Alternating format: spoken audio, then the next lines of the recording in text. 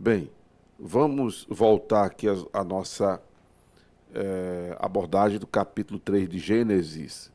Eu cheguei a ler o capítulo todo, né? E já fiz uma abordagem que o Luciano vai colocar aí no YouTube, no YouTube Acorda a Bênção.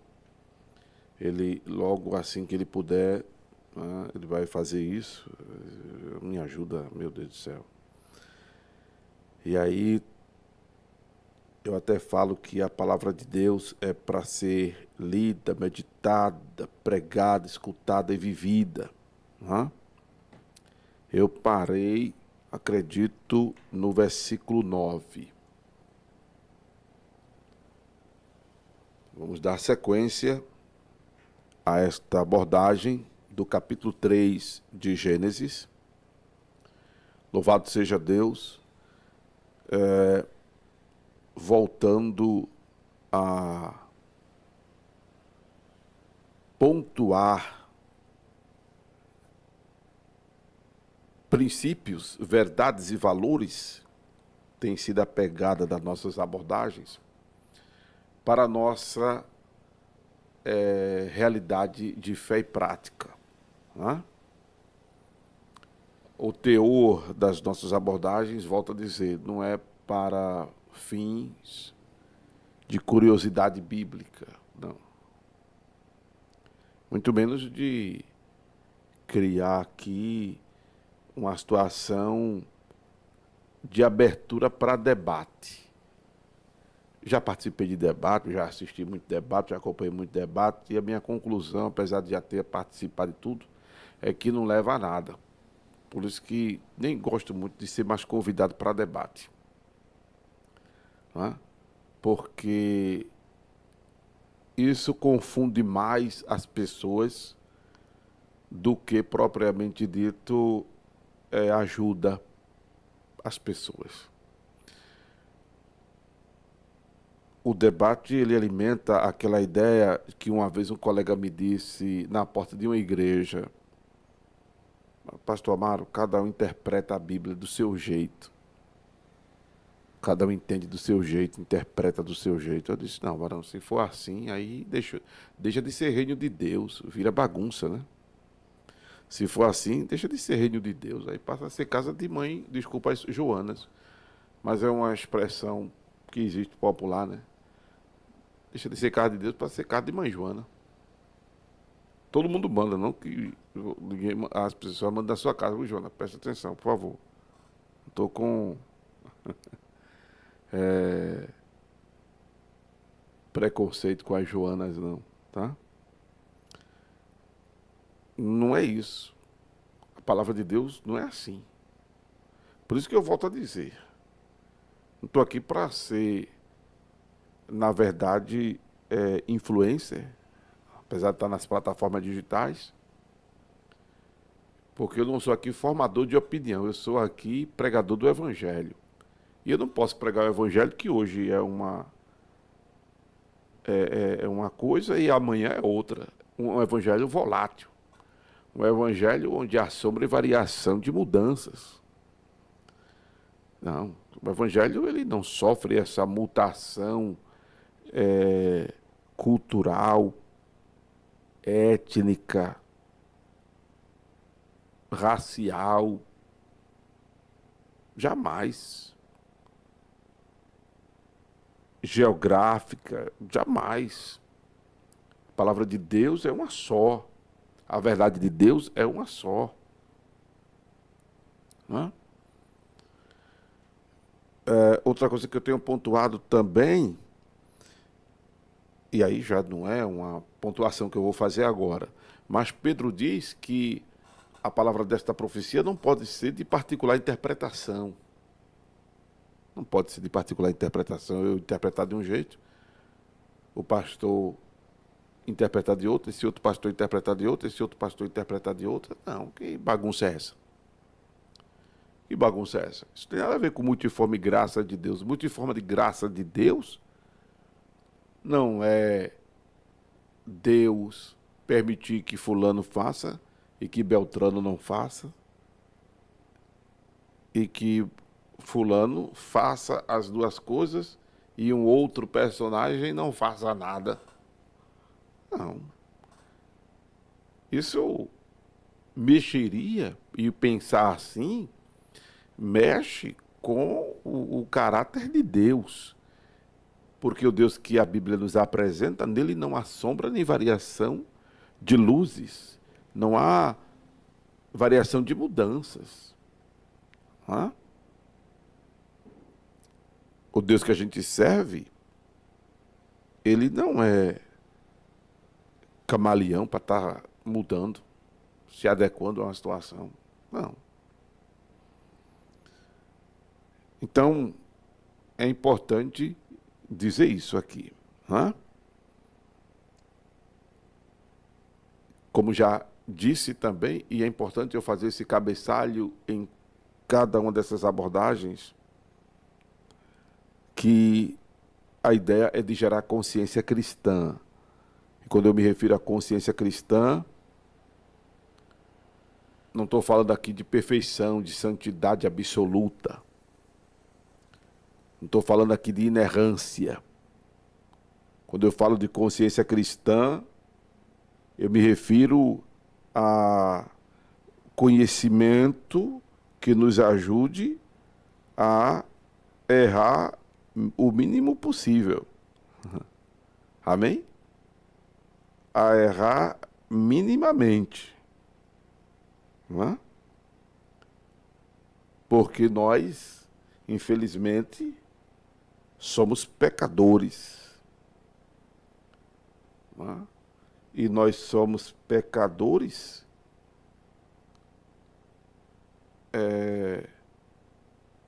porque pecamos. E pecamos porque somos pecadores. Nós nos tornamos pecadores porque pecamos. E desde então, nós pecamos porque nos tornamos pecadores. É isso que eu tenho dito. Não é?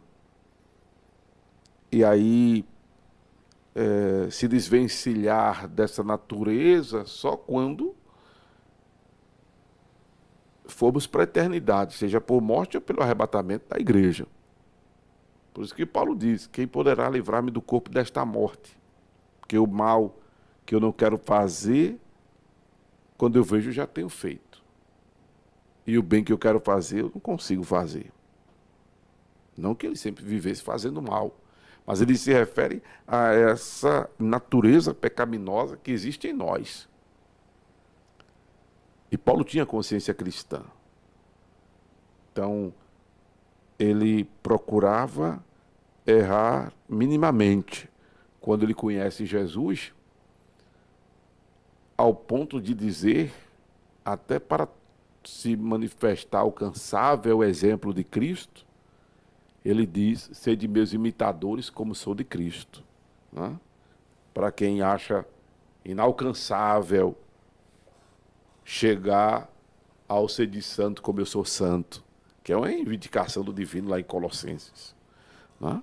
Então, chegar ao patamar do divino é algo realmente, humanamente falando, inalcançável, né?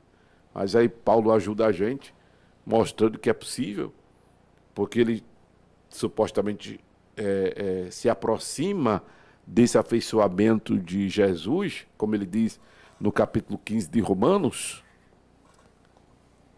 Aí ele dá para nós essa, que eu vou dizer, colher de chá. Sede meus imitadores como sou de Cristo. Então não é algo inalcançável, não é algo tão distante, né? Mas ainda assim não estamos falando de perfeição. Mas ainda assim não estamos falando de inerrância. É por isso que existe o sangue de Jesus, para consertar, já que a gente de repente não consiga viver tanto tempo e viver uma constância na obediência, porque a carne reina, porque a gente não vigia, porque a gente não se policia, a gente se deixa levar como Eva, que ficou olhando para a árvore que era boa para comer e agradável aos olhos, e aí desperta o estímulo apetitoso, né? Que é que Tiago vai dizer na sua epístola que é a concupiscência. Concupiscência é o desejo da carne. E aí parte para a prática, porque a mente já está dominada, a mente já está ocupada por esses elementos visuais, né? Aí gera saliva. O processo da salivação é interessante, né? A partir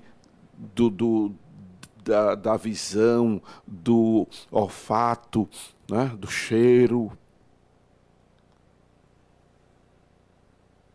E aí, partir para a prática é rapidinho. Estou falando só do ato de Eva pegar do fruto da árvore da ciência do bem e do mal. Não estou me referindo a qualquer atitude da gente. Não é? Tem esses processos. E aí, como a gente se deixa levar, né, para esse ápice da tentação, que é o pecado, porque tem até o hino da harpa cristã que diz: tentado não cedas, ceder é pecar. Ser tentado não é pecado. Pecado é ceder à tentação. E aí, como a gente deve resistir? A gente deve resistir. João diz, com muita veemência: filhinho, não pequeis. Filhinho, não pequeis. Mas aí ele entende que nós, infelizmente, somos pecadores, por isso pecamos. A velha natureza, a natureza pecaminosa reina em nós. Por causa de Adão, todos nós nos tornamos pecadores. Aí ele diz: mas se pecardes, tendes o Pai. Né? Vamos conferir aqui. 1 de João. Há tempo que eu não faço essa citação e agora me veio ao coração de fazê-la, na inspiração divina aqui. Aí eu não estou lembrando muita coisa do versículo, né? Mas, graças a Deus, cheguei a ele. Filhinho, não pequeis. Louvado seja Deus. E se alguém pecar, temos um advogado para com o Pai. Aleluia. Jesus Cristo, o justo. Ele é a propiciação pelos nossos pecados. E não somente pelos nossos pecados, mas também pelos de todo mundo. Isso não significa dizer que a gente deva elaborar, premeditar o pecado, dizer: não, eu vou pecar porque ele perdoa. Não, não é assim. Se a gente faz isso, Paulo, quando escreve aos Romanos no capítulo 6, no capítulo 5 ainda, ele diz que se morremos para o pecado, como viveremos para ele? Então, se eu digo assim: não, eu vou pecar porque ele perdoa. Uma coisa é dizer, outra coisa é você fazer, infelizmente, até sem esse pensamento. Porque, de repente, você pode se perturbar com isso. Mas, pastor, a gente acaba pecando, sim. Uma coisa eu uma vez estava meditando sobre essa matéria que academicamente se chama armarteologia, que é a teologia do pecado, a doutrina do pecado. Estava pensando que a gente se desvencilhar do pecado interno é mais difícil. Agora, o pecado de fora para dentro, a gente tem como livrar-se dele na maior. Livrar-se dele na maior. Tipo, uma heresia que vem, uma proposta de fora que vem. A gente pode. É mais fácil se desvencilhar dela. Agora, o que está entranhado em nós não é fácil. Não é?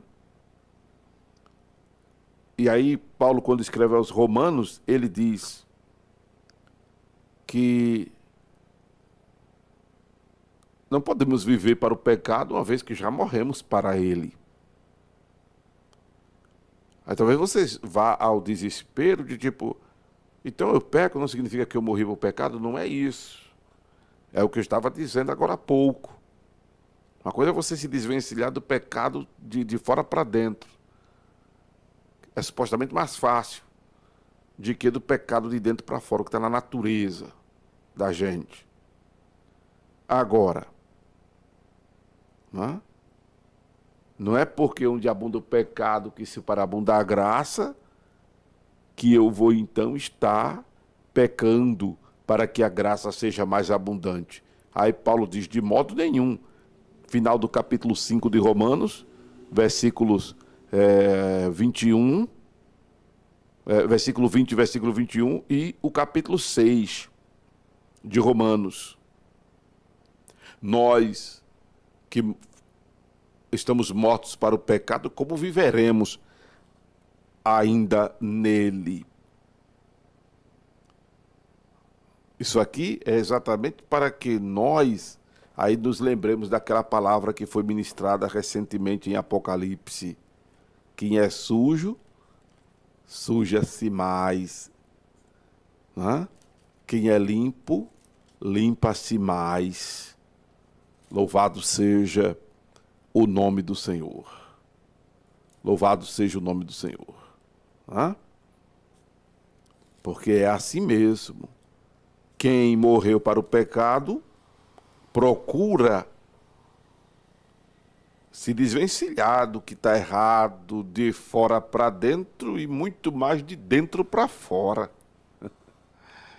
Vencer a concupiscência, aí evita manter o olhar, evita alimentar o pensamento, evita chegar perto, evita se envolver, isso seja lá do que for e ou de quem for, porque foram esses trâmites que levaram Eva a pegar do fruto da ciência do bem e do mal. Então é detalhista essa abordagem para explicar que é possível vencer a tentação só por esse raciocínio. Só por esse raciocínio é mais possível vencer. Agora, claro, está orando, lendo Bíblia, jejuando, buscando a Deus, somando a esse raciocínio, a probabilidade de vencer a tentação é maior. Porém, se também não houver determinação, irmão, não vai ajudar muito, tem que ter determinação. É o que Jesus diz em Lucas 16:16. A lei e os profetas duraram até João. Desde então o homem tem que empregar força para entrar nele. Tem que ter determinação. Porque se você tem esse raciocínio todo, ora, jejua, lê Bíblia, está envolvido na igreja, está na obra tal, mas se você não tiver determinação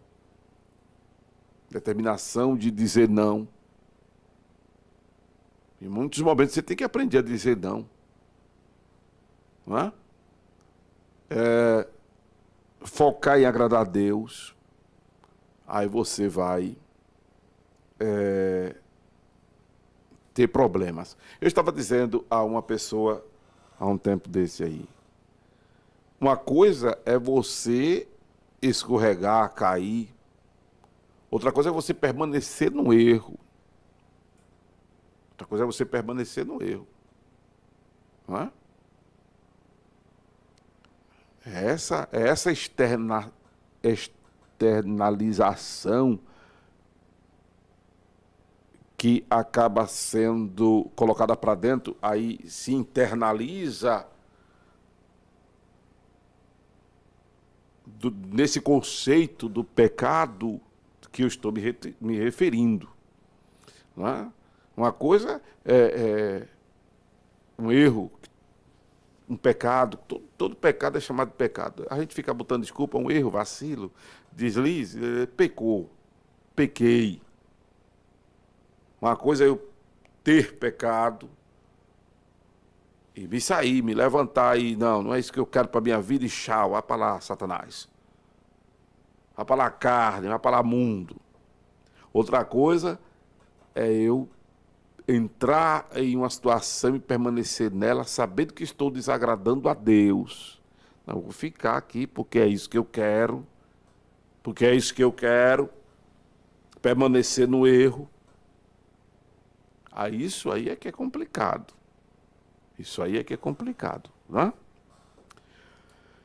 Louvado seja o nome de Jesus. Estamos nesse capítulo 3 de Gênesis, que traz para nós essas pontuações interessantíssimas, né? Como já mostramos, que essa pergunta de Deus, onde estás, não era que Deus não estava vendo Adão, era que Adão quebrou a aliança. Adão quebrou a aliança. Pois bem, e aqui a gente percebe que é uma série de transferência, né? Adão culpa a mulher culpa a serpente. Só faltou a serpente dizer a culpa não foi minha, não. Só faltou isso. Né? Que é a síndrome que nós temos hoje de transferência, que as pessoas têm medo de dizer, porque também não faz sentido, não é certo. Mas elas têm medo de dizer abertamente, porém, inconscientemente, elas culpabilizam Deus pelos danos que sofrem, pela vida que estão vivendo, pelo sofrimento que estão enfrentando, porque atribuem que a vida é injusta. Quando eu digo que a vida é injusta, de certa forma eu estou culpando alguém. Estou culpando alguém. Estou me eximindo da culpa. Estou tirando o meu corpinho da chuva. Estou tirando a responsabilidade de mim. E a responsabilidade é sempre nossa, irmão. Se querendo ou não, a responsabilidade é sempre sua. Da sua vida, a responsabilidade é sua.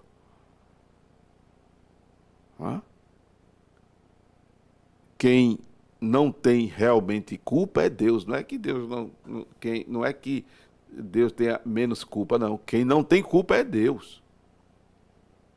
De que queixam-se os homens? Diz Jeremias. Queixem-se dos seus próprios pecados. Queixem-se dos seus próprios pecados. Não é? Louvado seja o nome do Senhor. E aí vem Deus com a providência. Louvado seja o nome do Senhor. Deixa eu já partir para esta parte aqui, porque a gente já sabe que a partir do pecado, toda a sorte de miserabilidade entra na vida humana. Né? Toda a sorte de miserabilidade entra na vida do homem. A gente já apontou aqui a mais grave, que foi a morte espiritual, a separação, o distanciamento do homem de Deus. Por isso que Deus pergunta: Adão, onde estás?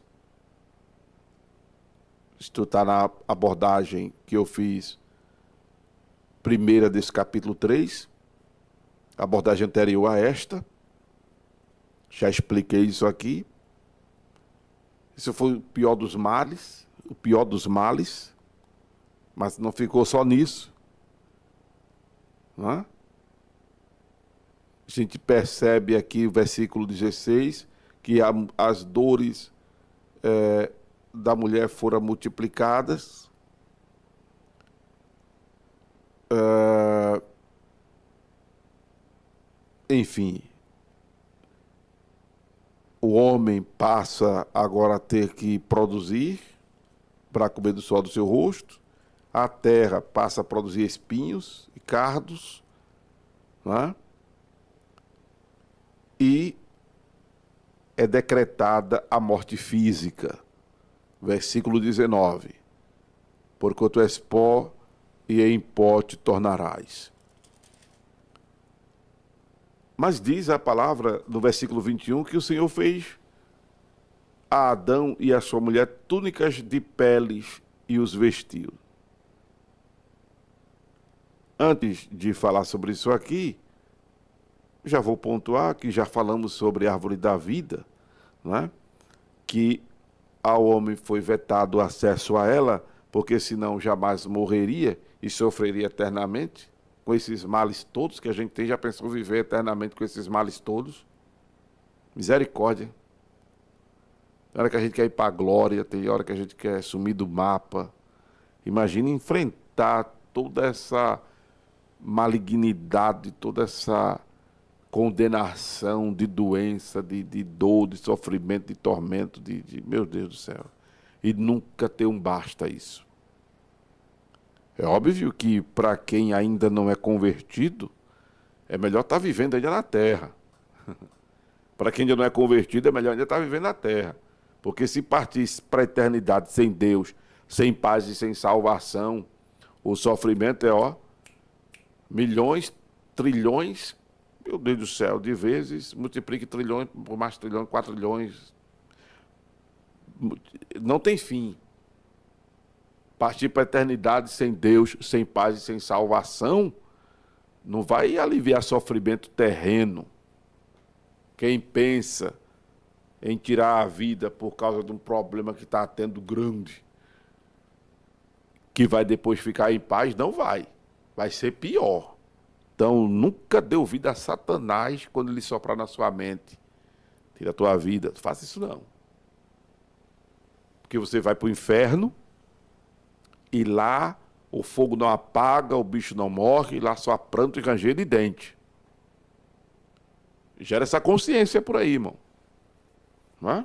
Sei que porventura está me ouvindo, o diabo está soprando na sua cabeça, dá cabo da tua vida. Não faça isso, não.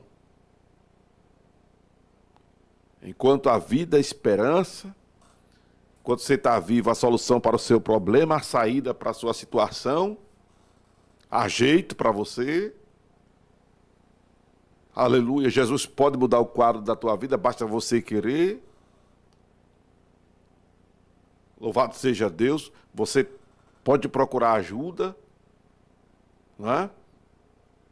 Estou aqui para poder lhe ajudar, se for o caso. Tem irmãos, temos amigos. A gente vê o que é que pode fazer para minimizar a dor, o sofrimento um do outro. Tem Jesus que nos escuta. A oração pode muito ter seus efeitos. Você está vivo, Deus tem solução para você. Agora, se você resolve morrer, tirar a sua vida, aí você vai sofrer muito mais, mas milhões de vezes mais do que você está sofrendo. Irmão, a gente precisa entender isso. Se a pessoa está indo para o hospital, está voltando, está indo, está voltando, está indo, está voltando, e ela ainda não é convertida, era tão bom que Jesus tirasse essa pessoa desse sofrimento. Não, irmão. Se ela ainda não é convertida, é que ela fique indo e voltando um bocado de vez. Agora, se ela já se converteu, aí, Jesus, completa a obra, né? Se não tiver muita fé para orar para Jesus curar. Porque quem partir para a eternidade sem conversão a Jesus, vai para tormento milhões de vezes pior. Sem fim. Sem fim. O que seria muito ruim para nós viver nesse corpo assim. Seria muito ruim para nós viver nesse corpo assim. Por isso que o Senhor expulsou o homem do Éden e colocou um querubim ao oriente do jardim com a espada inflamada que andava ao redor para guardar o caminho da árvore da vida. Mas antes disso, está aí a solução.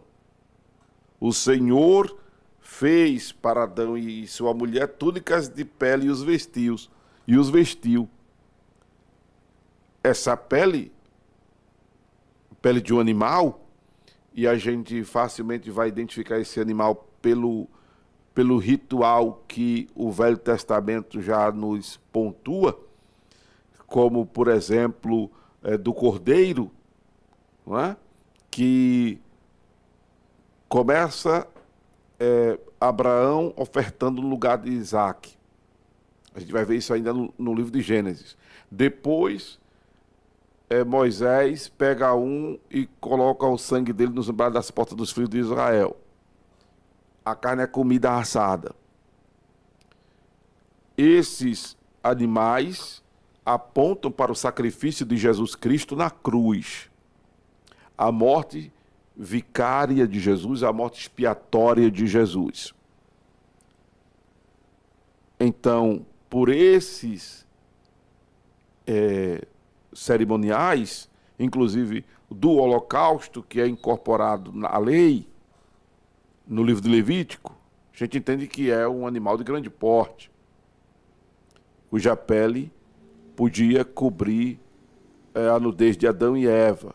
E pelos cerimoniais e rituais com o uso do cordeiro, subentende-se que este animal tenha sido um animal dessa espécie. Independente disso, este animal é o tipo de Jesus Cristo, que Deus providencia para retornar o homem à sua presença. Quando Deus cobre a nudez de Adão e Eva, que ele argumenta: ouvi tua voz, no versículo 10 do capítulo 3, soar no jardim e temi, porque estava nu e escondi-me. Agora a pele do animal tira esta vergonha e faz com que eles sejam introduzidos à presença de Deus. Na prática, isso aqui é a confissão dos pecados. A confissão dos pecados. Jesus morreu na cruz para nos salvar, para nós termos acesso à presença de Deus, a nossa nudez ser coberta. Mas precisamos confessar. Por isso que você já deve ter observado, normalmente eu orando, minha oração é muito didática, né, também. Eu oro a Deus, mas eu espero, enquanto estou orando, que pessoas estão me ouvindo, aprendam, porque dizem que não sabem orar. Você percebe que eu sempre começo pedindo perdão dos meus pecados. E eu espero que você peça dos seus. Por quê? Isso é muito importante. Começa aí.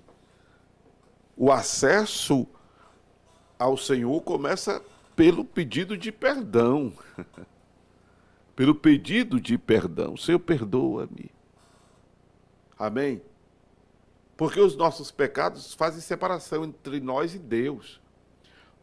O pedido de perdão faz com que nós sejamos purificados e reintroduzidos à sua presença. Pastor, então sempre eu tenho que estar pedindo perdão? Eu estou fora da presença de Deus? Não.